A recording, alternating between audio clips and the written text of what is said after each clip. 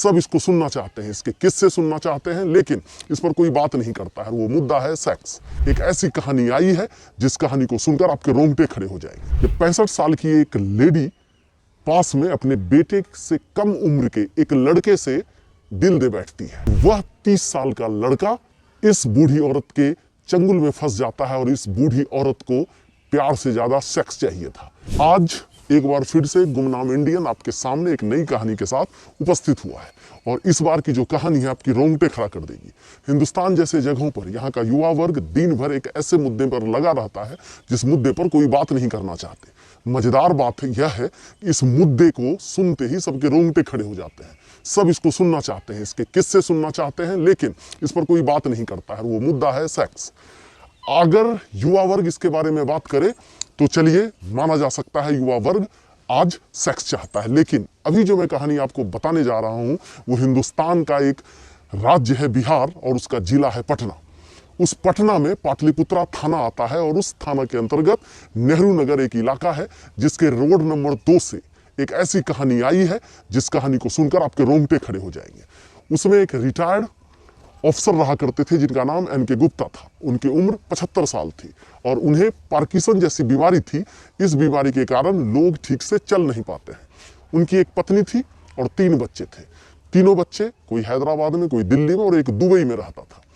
ये तीनों बच्चे चूंकि बाहर रहते थे तो इनकी एक माँ थी जिनकी उम्र लगभग 65 साल थी। और अभी से यह कहानी स्टार्ट होता है। ये 65 साल की एक लेडी पास में अपने बेटे से कम उम्र के एक लड़के से दिल दे बैठती है और वह लड़का सामने एक दुकान चलाया करता था जिसकी उम्र मात्र 30 से 31 साल थी। और आपको यह जानकर सरप्राइज होंगे आपको जानकर यह आश्चर्य होगा कि वह 30 साल का लड़का इस बूढ़ी औरत के चंगुल में फंस जाता है और इस बूढ़ी औरत को प्यार से ज्यादा सेक्स चाहिए था। वो लगभग इस लड़के को हर दिन बुलाया करती थी और बदले में कुछ पैसे भी दिया करती थी। आप जरा सोच कर देखिए, उम्र 65 साल, सेक्स के लिए पैसे दिया जाता था 31 साल के लड़के को, जबकि इस बूढ़ी औरत का बेटा 31 साल के उस लड़के से बहुत बड़ा था। एक दिन ऐसा होता है कि दुबई में रहने वाला लड़का अक्सर अपनी माँ से, पिताजी से फोन पर बात किया करता था। लगभग 15 अक्टूबर 2024, इसी 2024 को वो अपने घर फोन लगाता है। जब वो फोन लगाता है तो उसकी माँ फोन नहीं उठाती है। उसके बाद वो अपने पिताजी से बात करने की कोशिश करता है, अपने पापा से बात करने की कोशिश करता है। पापा भी फोन नहीं उठाते हैं और उसकी बात नहीं हो पाती है। तभी यह जो बिल्डिंग था, इस बिल्डिंग का नाम सुजाता निवास है और सुजाता निवास के जस्ट सामने एक गणेश जानकी नाम का अपार्टमेंट था। उस अपार्टमेंट के अंदर एक गार्ड रहा करता था जिस गार्ड का नंबर इस दुबई में रहने वाले उसके बेटे के पास था। उस गार्ड को यह फोन करता है और कहता है सामने जाकर देखिए नेहरू नगर में सुजाता निवास, उस घर में आप जाएं और देखें कि आखिर मम्मी और पापा क्यों नहीं वो बात कर रहे हैं। 15 अक्टूबर का दिन जैसे वो गार्ड वहां पहुंचता है तो बाहर से कुंडी लगी होती है, कुंडी को खोलता है, जैसे अंदर जाता है तो उसकी चीख निकल जाती है। उस चीख को देखकर वो जोर जोर से चिल्लाने लगता है, हल्ला करने लगता है। आस पड़ोस के लोग जमा हो जाते हैं। जब जमा होते हैं तो वो डबल मर्डर का केस था। वहां पर उस 75 साल के बूढ़े की लाश पड़ी थी और थोड़ी दूर आगे बढ़ने के बाद उस 65 साल की जो बूढ़ी औरत थी उसकी भी लाश पड़ी थी। सबके होश उड़ जाते हैं, सब लोग जमा होते हैं, जितने रिलेटिव्स हैं, जितने रिश्तेदार हैं, सब लोग पहुंचते हैं। पहुंचने के बाद उनके बेटे भी वहां पहुंचते हैं और पुलिस जब पूरा CDR निकलती है तो कुछ समझ में नहीं आता है, क्योंकि लगातार कई लोगों से बात हुआ। वो उस नंबर से जो मम्मी और पापा का नंबर था, उस नंबर से कई लोगों को फ़ोन किया गया था और लगातार किया गया था, कई महीनों से किया जा रहा था। तो इन्हें कुछ समझ में नहीं आता। तब तक पुलिस छानबीन में लगी रहती है, लेकिन सारी पुलिस डिपार्टमेंट, महकमा, उनके परिवार के लोग स्तब्ध थे और आश्चर्यचकित थे। क्यों? क्योंकि जब उस घर में पड़े एक अलमीरा को देखा गया तो उसमें से 15 लाख के जेवर, पैसे, कैश, सब चीज ज्यों का त्यों रखा हुआ था। तो आखिर यह मर्डर कौन कर सकता है? ना तो ये लूट की घटना थी, वो बूढ़े बुजुर्ग थे, आखिर यह मर्डर कैसे हो सकता है? तभी कहीं से एक 11 सेकंड का, मात्र 11 सेकंड का एक वीडियो आता है जिसमें एक लड़का उस गली से गुजरता नजर आता है। जब उस लड़के के बारे में शिनाख्त होती है तो आसपास के कई लोग बोलते हैं कि ये लड़का तो वह लड़का है जो सामने में एक छोटी दुकान चलाता है। और जब उस लड़के से सख्ती से पूछताछ की जाती है तो उसके हाथों में भी कुछ दाग नजर आते हैं।